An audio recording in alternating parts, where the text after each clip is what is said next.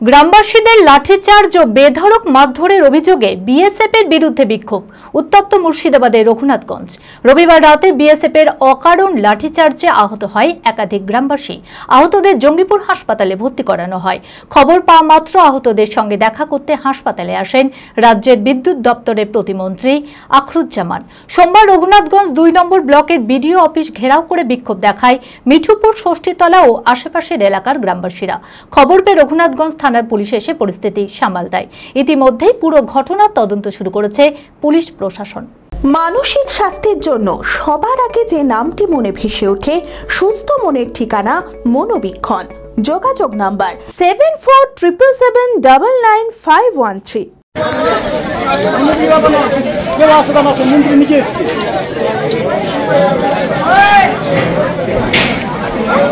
সাধারণ মানুষের ওপর বিএসএফ এর অকথ্য অত্যাচারে রবিবার রাত থেকে উত্তপ্ত হয়ে ওঠে ভারত বাংলাদেশ সীমান্তবর্তী রঘুনাথগঞ্জ ২ নম্বর ব্লকের মিঠুপুর, ষষ্ঠীতলা ও আশেপাশের এলাকা।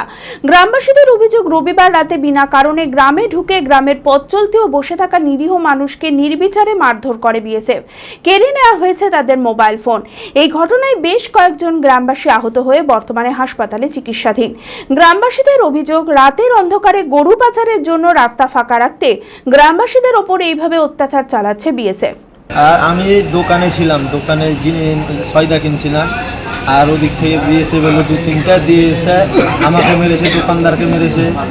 মারলো কেন এখন ওটা কি করে বলবো, ওরাই জানে যে কিসের জন্য মারলো। হয় নেশা করেছিল কি এখন ২ নম্বরই চক করে মারলো, এখন ওরাই জানে। মাঝে মধ্যে বলতো যে দোকান বন্ধ করো, বাইরে কেউ বেরোয় না, ৬টা-৮টার দিকে, বুঝতে পারলেন। ও মাঝে মধ্যে বলে যে এরকম যে ৬টার দিকে, ৬টা থেকে বার হবা না, দোকান বন্ধ করো, সব এসে দোকানে বলে যেত। আজকে অতিরিক্ত, আজকে সবকে মারছে, রাস্তায় যাকে পাচ্ছে। আমি বাড়ির ওখানে বসেছিলাম, ফেসবুকটা ঘাঁটছিলাম, মানে এটা আমার গেটের সামনে আমি বসে আছি, আমার বোন প্রেগনেন্ট, আর আমার বউ ওখানে বসে আছে, মাও আছে।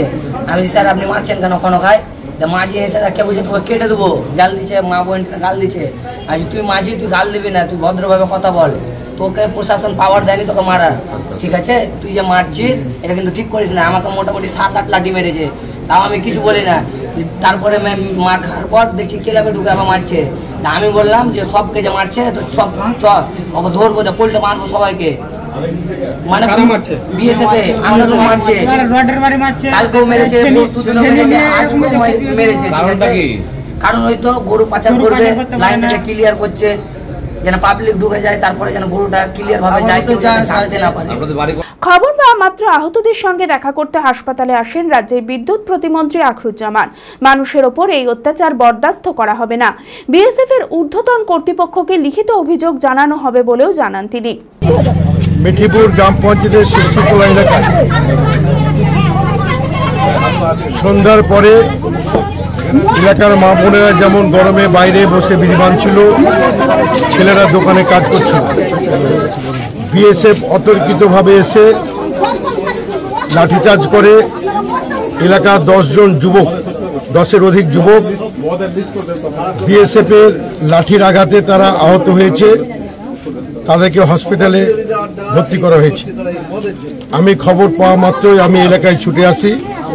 আপনারা দেখছেন এই এলাকার মায়েরা, বোনেরা তারা যে অভিযোগ করছে যে ৬০ বছরের বৃদ্ধাও বিএসএফ এর লাঠির হাত থেকে রক্ষা পায়নি, এমনকি প্রসূত মাও তাদের বিএসএফ এর অত্যাচার থেকে বা তাদের আঘাত থেকে তারাও রেহাই পায়নি।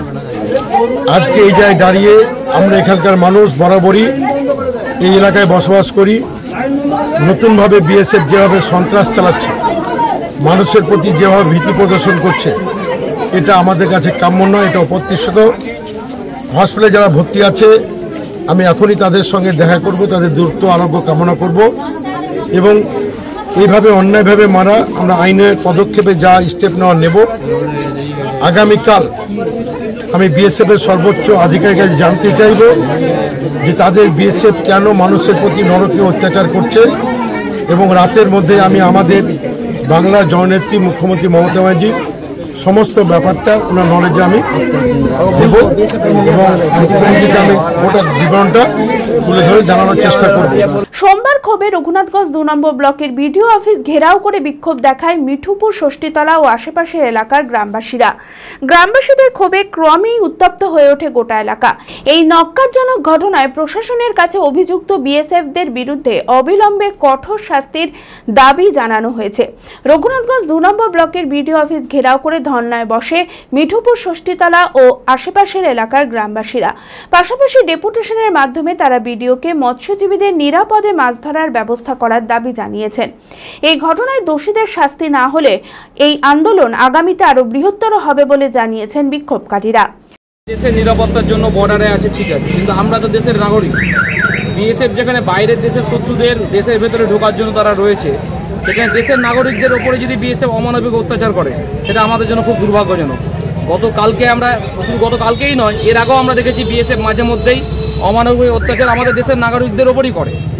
তো সেটা আমরা গতকালকে দেখলাম মিঠিপুরের ষষ্ঠীতলায়, যে বাংলাদেশ ভারত যে বর্ডার এলাকায়, সেখানে অমানবিক অত্যাচার বিএসএফ রাস্তার পথ চলতে যারা মানুষ এবং যারা বসেছিলেন তাদের ওপর করেছেন, যারা আমরা তীব্র ধিক্কার জানাচ্ছি। গতকালকে আমরা প্রতিবাদ জানিয়েছি। আজকে আমরা ব্লক ডেভেলপমেন্ট অফিসার অর্থাৎ বিডিও অফিসের সামনে আমরা ধর্নায় বসেছি।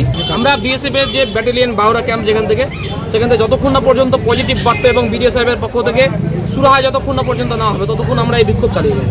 ঘটনার খবর পেয়ে ঘটনাস্থলে পৌঁছায় রঘুনাথগঞ্জ থানার পুলিশ ও পরিস্থিতি সামাল দেয়। ইতিমধ্যেই পুরো ঘটনার তদন্ত শুরু করেছে পুলিশ প্রশাসন। গতকাল রাতে ষষ্ঠীতলা একটা ইনসিডেন্ট ঘটে। সেই ইনসিডেন্টের প্রেক্ষিতে বিভিন্ন দাবি দাওয়া নিয়ে না এসেছিল। তাদের দাবি বিএসএফ যে কাজটা করেছে সেটা বিনা কারণে বিনা প্ররোচনায় তাদের উপর অত্যাচার করেছে। সেরকম একটা ছিল। এর সাথে মৎস্যজীবী কৃষিজীবীদের মাছ ধরতে যাওয়া, কৃষিকাজ করতে যাওয়া একটা বন্ধ রেখেছে আজ থেকে সেই জায়গাটা নিয়ে। এছাড়া যাদের একটু ক্ষয়ক্ষতি হয়েছে তাদের পাশে প্রশাসনকে থাকার জন্য, আর যাতে না হয় এরকম এইসব ব্যাপার নিয়ে দাবি দাবিগুলো ছিল। প্রকৃত সমাধান হবে কি হবে না এইটা ভেবে যদি বসে থাকে তাহলে তো কিছুই হবে না। একটা চেষ্টা তারা করেছে, আমরা একটা চেষ্টা করব। আমার এই যেহেতু বিএসএফ সেন্ট্রাল গভর্নমেন্টের অধীন, আমরা পুরো বিষয়টা শুনে জেনে আমরা এখনই চিঠি করে দিচ্ছি। আমার উদ্বোধন কর্তৃপক্ষকে আমি বিষয়টা জানাচ্ছি যাতে দ্রুত টেক আপ করা যায়। এছাড়া আপনারা হয়তো দেখেছেন একটু আগেই ওসি সাহেব এখানে ছিলেন বসে আমার পাশে। অ্যাজ লোকাল ম্যাজিস্ট্রেট আমি ওসি সাহেবকে বললাম অতি দ্রুত আপনাদের কাছে যেসব লিখিত অভিযোগ জমা পড়েছে, লিখিত জমা না পর্যন্ত কিছু করতে পারবেন না, তার সাপেক্ষে তদন্তটা যাতে দ্রুত এবং যথাযথ হয় সেটা ব্যবস্থা করবে, এটা বলে দেওয়া হয়েছে। দেখুন, মদ্যপ ছিল কি না ছিল সেটা লোককে অভিযোগ করেছে এবং সেটা প্রমাণ সাপেক্ষ ব্যাপার, পুলিশ দেখছে তদন্ত করে। তদন্ত না হলে তো পুরোটা বলা যাবে না। অ্যাপেলো মার্বেল মুর্শিদাবাদ তথা রাজ্যের সর্ববৃহৎ মার্বেল প্রতিষ্ঠান। সমস্ত প্রকার মার্বেল, গ্রানাইট, স্যানিটারি ওয়্যার ও ফিটিংসের বিপুল সম্ভার। সমস্ত রকম সাইজের টাইলসের অফুরন্ত সম্ভার। আর.এ.কে সিরা কোম্পানির অনুমোদিত ডিলার আমরাই। কাজারিয়া টাইলসের মুর্শিদাবাদে আমরাই একমাত্র স্টার ডিলার। বিশদে জানতে আজই যোগাযোগ করুন Apollo marble, Chuapur, Baharampur, Murshidabad. Mobile number 9474102078।